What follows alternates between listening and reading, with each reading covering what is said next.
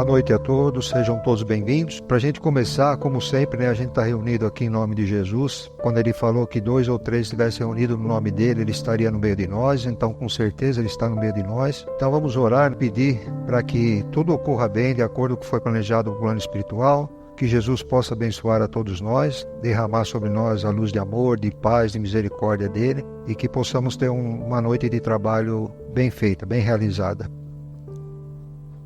Bom, então, continuando o nosso estudo do Livro dos Espíritos, o assunto hoje, as virtudes e os vícios. É repreensível invejar a riqueza quando, pelo desejo de fazer o bem? O sentimento é louvável, sem dúvida, quando é puro, mas esse desejo é sempre bem desinteressado e não esconde nenhuma intenção oculta pessoal? A primeira pessoa a qual se deseja fazer o bem, frequentemente, não é a si mesmo? Invejar a riqueza, a gente pode entender aquele desejo que a gente tem. Eu queria ganhar na Mega Sena, na loteria, aquelas coisas assim. Então ele fala que é um sentimento louvável, né? Se a gente tem a intenção de ajudar alguém, a intenção pura mesmo, né? Porque às vezes a gente fala isso, mas no fim da história é o que ele fala ali, nós somos o primeiro beneficiado, né? Aí depois começa a cuidar das coisas particulares nossas, e esquece de ajudar os demais. Aí tem no livro, tem um item lá que fala sobre dinheiro, que é o Emmanuel que falou, né? Ele fala lá o seguinte, que o apóstolo Paulo falou, né? Que o problema não é ter dinheiro, não é ser rico. O problema é a gente ser, assim, meio que escravo do dinheiro, né? Deixar o dinheiro dominar a gente. Esse é o problema. A riqueza não é problema para ninguém, a não ser aquilo que você fica rico e você usa só para proveito próprio, não usa para ajudar ninguém. Porque, na verdade, a riqueza é um usufruto, né? Nós somos usufrutuário dela. Deus é que dá para nós. E a gente tem que usar de acordo com o que Deus espera que use. O que é? Ajudar o próximo. Nós já vamos ver um pouquinho mais para frente aí. No Evangelho, capítulo 16, item 13, emprego da riqueza. Sendo o homem um depositário, o administrador dos bens que Deus lhe pôs nas mãos, contas severas lhe serão pedidas no emprego que lhes haja ele dado, em virtude do seu livre arbítrio. A beneficência é apenas um modo de empregar-se a riqueza. Ela dá alívio à miséria presente, aplaca a fome, preserva do frio e proporciona abrigo ao que não o tem. Dever, porém, igualmente imperioso e meritório é o de prevenir a miséria. Aqui, o que ele falou. O homem é depositário, administrador dos bens que Deus lhe pôs nas mãos, e contas severas vão ser pedidas para nós de acordo com o nosso uso pelo nosso livre-arbítrio. A gente tem um livre-arbítrio. Então, se a gente usar mal a riqueza, a gente vai ter que prestar conta depois lá. Por que às vezes a gente vê assim, a pessoa é rica, tal, desencarnou, aí os familiares não dão conta da riqueza, a riqueza acaba, não no filho talvez, mas no neto da pessoa, porque eles não eram para ter aquilo. Quem era para ter era o patriarca, vamos dizer assim, que acabou desencarnando. Agora, se a riqueza é para continuar na mão dele, se ele estiver trabalhando direitinho, Deus vai permitir que continue. Se não, caso contrário, era para o patriarca, depois o filho a riqueza já foi acabando e no neto já não tem mais nada, né? A beneficência é apenas um modo de empregar a riqueza, né? Dá livre à miséria, tal que ele fala lá, preserva do frio. Dever, porém, igualmente imperioso e meritório é o de prevenir a miséria. Aqui, E o que é isso? Aquelas fortunas que são concentradas. Às vezes a pessoa é rica, em grandes empresas, com muita fortuna. Então, a obrigação dele o que é? É auxiliar o próximo, né? Então, ele gera emprego. Às vezes a gente fala assim, tem que distribuir a riqueza. Mas será que todo mundo vai ter condição de administrar de acordo? Ou se você distribui, por exemplo, o que tem muito vai ficar com menos, aquele que não tem nada vai ficar com mais, acaba fazendo a farra, né? Porque nunca teve tanto.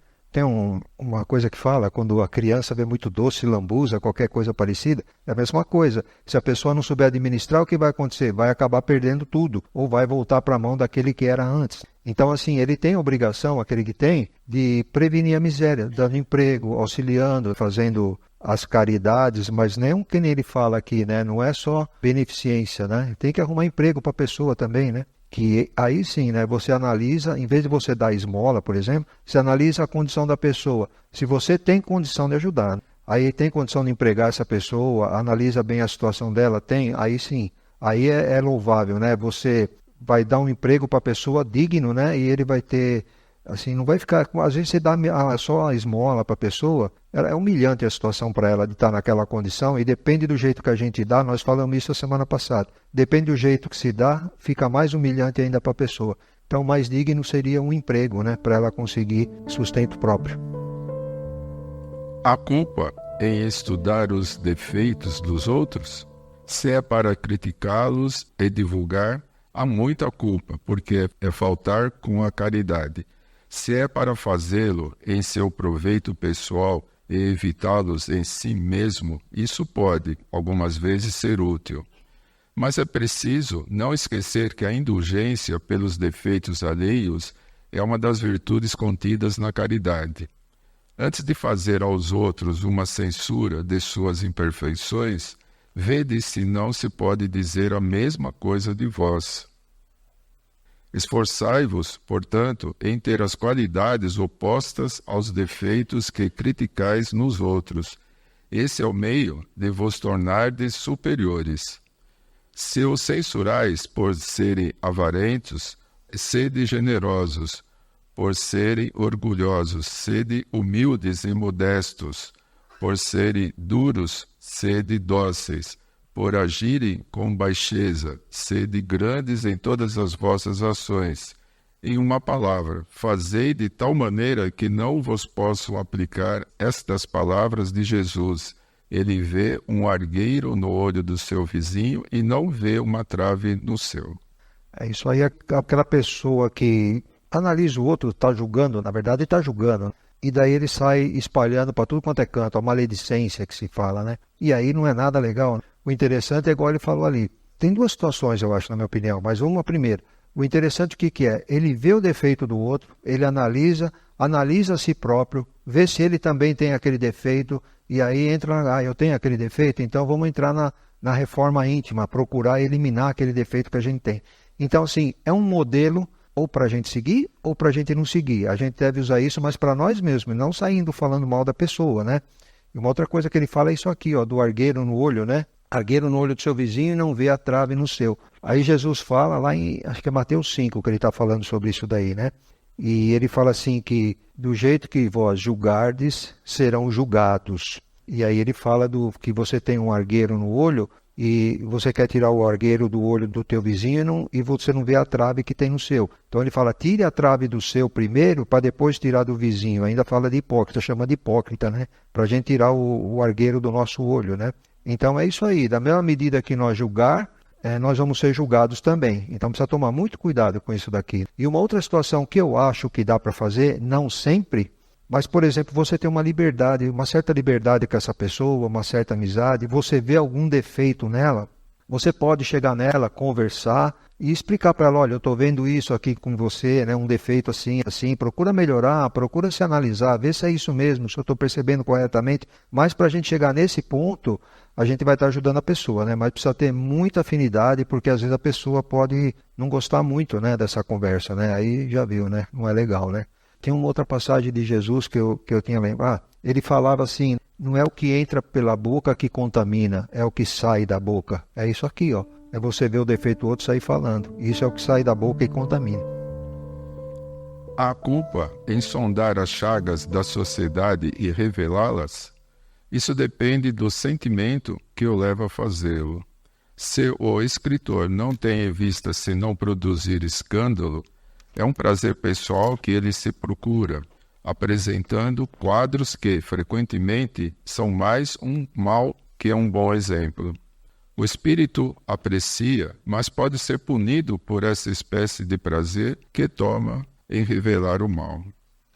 Ele fala ali, se o escritor não tem em vista senão produzir o escândalo.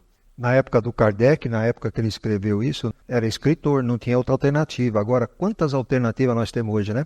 Às vezes a pessoa mesmo no YouTube tem esses canais, hoje está uma facilidade danada, né? Para a pessoa falar e falar em verdades é fácil, é tranquilo, então cabe a gente sempre estar analisando o que está fazendo, né? Mas aqui ele fala até da sociedade e revelá-las. Mas existem muitas pessoas que, por exemplo, pegam uma empresa ou uma própria empresa, fala mal da outra empresa ou inventa alguma coisa daquela outra empresa, só para aquela outra empresa diminuir as vendas dela para ele tirar proveito disso. Então, existem casos assim. E ele pode falar não só da outra empresa, mas pode falar da cidade. Ah, cidade tal, não sei o quê, não sei o quê, não sei o quê. E joga a cidade lá para baixo também, né? E aí vai. E hoje a gente vê muito esse tipo de coisa. Não só com empresas, né? Porque às vezes a pessoa faz assim. Ele cria uma dificuldade para determinada pessoa ou para determinada empresa para ele poder colher algum fruto. Isso existe muito. A pessoa ataca aquela empresa e de repente ele vai lá e ajeita alguma coisa que ele leve algum benefício. Então é isso aqui também, né? É uma chaga da sociedade e quer revelar. Então ele fica descendo a lenha na empresa por algum motivo, mas depois ele vai lá tirar alguma vantagem. Ele desce a lenha numa pessoa, depois ele vai lá tirar uma vantagem. Eles descem a lenha no coitado lá, e às vezes é tudo mentira, né? Mas ele está tirando alguma vantagem com isso. Enfim, acho que é isso daí. É o que eu imagino dessa questão aí. Não tenho o escritor, mas tem a internet e tem um monte de coisa hoje. Vamos lá. De que forma, nesse caso, julgar a pureza das intenções e a sinceridade do escritor? Isso não é sempre útil. Se ele escreveu boas coisas, aproveitai-as. Se fez mal, é uma questão de consciência que a ele diz respeito. De resto, se deseja provar sua sinceridade, cabe a ele apoiar o preceito pelo seu próprio exemplo. E aqui nós vamos usar um exemplo. Os sacerdotes na época de Jesus, tem uma passagem lá na Bíblia também, que eu não vou lembrar qual que é Mateus 23, eu acho por aí, sei lá. Ele fala assim que é para fazer tudo aquilo que o sacerdote manda fazer, mas não é para fazer o que eles fazem. Ou seja, não que ele sirva de exemplo para você, mas tudo aquilo que ele falar você faz, que ele sabe o que é certo. Mas ele próprio não fazia. Então era para seguir o que ele falava e não o que ele fazia, porque eles ensinavam aquilo que eles não faziam. E é o que ele fala aqui. Provar a sinceridade e cabe ele apoiar o preceito do seu próprio exemplo. Quer dizer, lá não tinha aquele exemplo. E a mesma coisa, qualquer um de nós aqui, vamos falar. Que nem eu estou aqui falando, um monte de coisa bonita aqui, né? Oh, não faz isso, não faz aquilo, mas eu também tenho que cumprir, porque se eu não fizer também, já viu, não adiantou nada também, né? Cadê aqui o meu exemplo aqui, ó? Não vou ter. E a gente mesmo, quanto mais a gente sabe, mais é o compromisso, né? Tem algum lugar no livro dos Espíritos que fala sobre isso, no Evangelho também. Então, quanto mais a gente aprende dos preceitos de Jesus, tudo, mais é a responsabilidade nossa em poder praticar, em colocar em prática. Senão, é vão o negócio, a gente não vai tirar proveito nenhum disso. Certos autores publicaram obras muito bonitas e de grande imoralidade que ajudam o progresso da humanidade, mas das quais eles mesmos não se aproveitaram. Como espíritos, ser-lhe-á levado em conta o bem que fizeram através de suas obras? A moral sem a ação é a semente sem o trabalho. De que serve a semente se não fazeis frutificar para vos nutrir? Esses homens são mais culpáveis porque tinham inteligência para compreender. Não praticando as máximas que deram aos outros, renunciaram a colher os frutos. É aquilo que eu acabei de falar, né? São mais culpáveis porque tinham a inteligência para compreender ou tinham conhecimento do negócio. Então a gente que está tendo conhecimento, não é só eu não, todos nós aqui que estamos aprendendo, né? A gente, se não colocar em prática, a gente é mais culpável, acaba sendo mais culpável. Porque lá em Tiago, tem um capítulo lá do Tiago, que era o capítulo 2 do Tiago, acho que é 17, 18 versículo, ele fala, a fé sem obras é morta. É a mesma coisa aqui que ele está falando, ó. A moral sem ação é a semente sem o trabalho. Então, assim, você tem que pôr em ação o negócio. Não adianta você saber, conhecer, ler tudo aqueles livros que está lá no fundo, ler tudo quanto é coisa de informação que tem, mas não põe nada em prática. O que adianta? É igual o eremita no deserto, que nós já falamos aqui também, que está no livro dos Espíritos. O camarada está lá no deserto, não faz o bem para ninguém, não faz o mal, mas é uma pessoa neutra, não tem vantagem nenhuma. Nós falamos aqui também sobre o sacrifício que a pessoa faz, né? Se for só para ele sacrificou por quê? Por nada. Se ele faz um sacrifício para ajudar alguém, alguma coisa assim, aí é válido. Mas ele faz um sacrifício só para ele se penitenciar, por exemplo, não tem vantagem nenhuma nisso aí, né? Não está fazendo bem para ninguém, então não está fazendo mal, mas também não está fazendo bem, então não adianta nada. Por isso que a gente tem que colocar em prática isso aqui, ó, que ele fala, ó, renuncia a colher os frutos, né? Se a gente não coloca em prática. Então é isso aí, tem que pôr em prática tudo aquilo que a gente aprende, né? Não é fácil assim a gente colocar tudo em prática, mas só a perseverança, a gente vai tentando, um dia a gente consegue. Aquele que faz o bem é repreensível por ter dele consciência e de reconhecê-lo a si mesmo. Visto que pode ter consciência do mal que faz, ele deve ter também a do bem, a fim de saber se age bem ou mal. É pesando todos os seus atos na balança da lei de Deus e, sobretudo, na da lei da justiça, de amor e de caridade, que ele poderá dizer a si mesmo se elas são boas ou más, aprová-las ou desaprová-las. Ele não pode, pois, ser repreensível por reconhecer que triunfou das más tendências e disso estar satisfeito, contanto que não se envaideça, porque, então, cairia em outra falta. Tinha uma lei lá no Egito, por exemplo, que era parecida com isso aqui, ó, pesando todos os seus atos na balança da lei de Deus. Lá eles pegavam o que é o coração da pessoa que desencarnava e a pena, né? E punha na balança os dois. Quer dizer, o coração não podia ser mais pesado que a pena. Então, ele, se fosse mais leve do que a pena, por exemplo, ao lado da balança da pena baixasse o coração, então a pena era mais pesada, ele estava bem, aí ele ia para um lugar bom, né? E aqui é mais ou menos a mesma coisa, né? Aqui nessa questão aqui, ó, 919, nós falamos semana passada.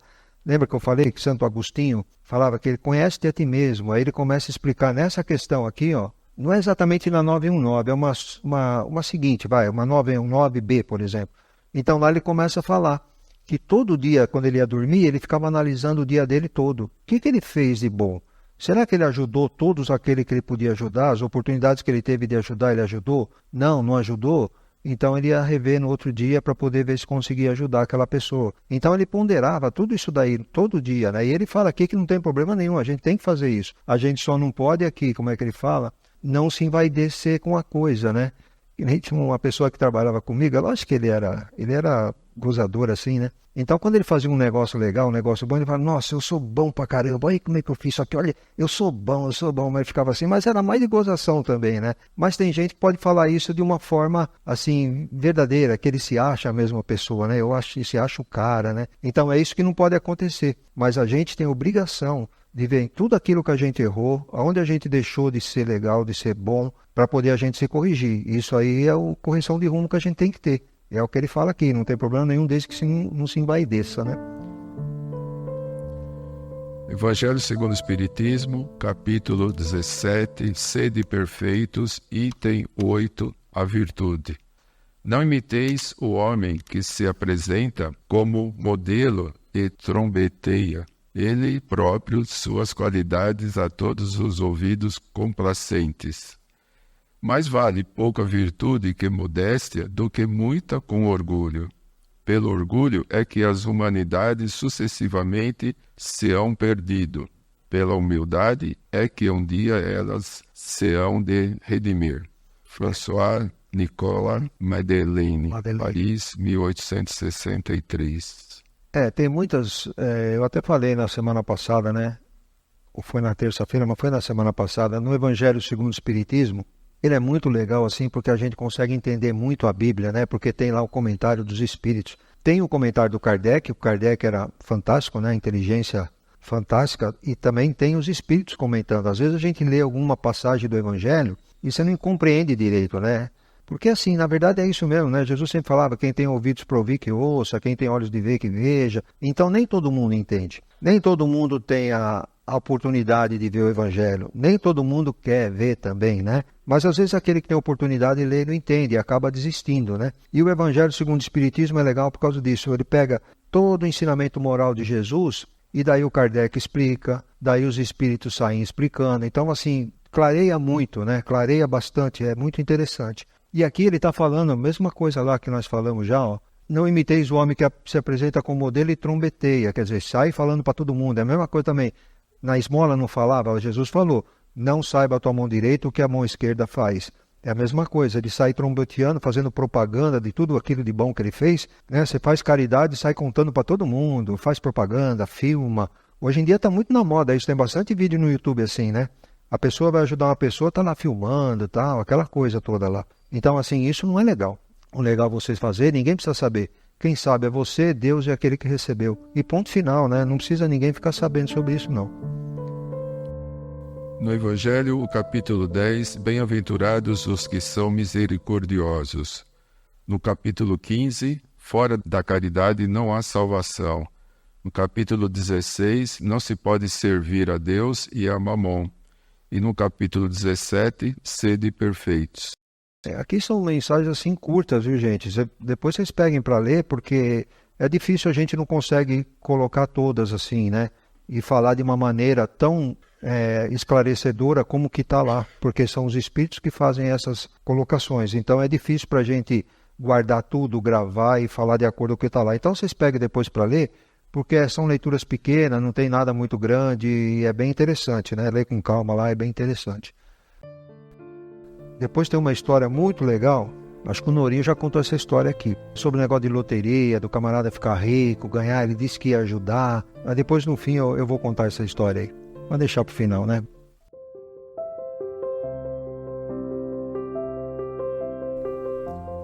Não vou falar da história daquele negócio de eu quero ganhar na loteria, eu quero ganhar na Mega Sena, que eu vou ajudar todo mundo, não sei o quê, todo mundo pensa assim, mas Deus conhece o coração de cada um.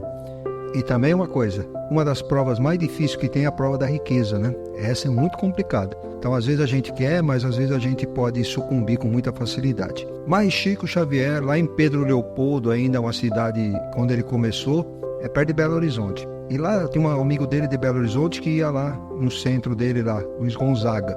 E aí o amigo dele falava, Chico, eu venho aqui, eu rezo para me ganhar na loteria. Aí o Chico ficou olhando meio estranho assim para ele. Se eu ganhar na loteria, Chico, eu vou ajudar aqui o centro, eu vou dar dinheiro, eu vou dar 20 conto, ele falou.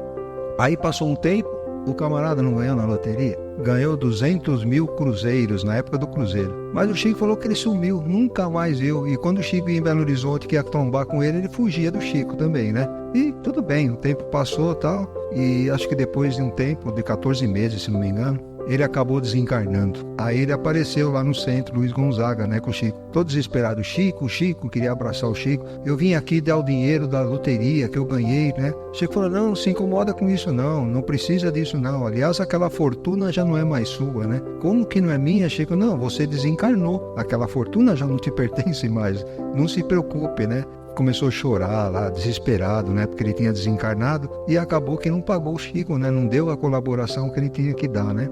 Então é essa a história. Depois ele foi recolhido lá e foi recolhido chorando também, foi embora chorando, mas ele não tinha nem percebido que tinha desencarnado. No fundo ele foi lá para pagar e aí ele teve a notícia que a fortuna já não era mais dele e que ele tinha desencarnado. E boa noite, bom final de semana para todos. Vamos com Jesus, vamos em paz, com Jesus no coração. Obrigado.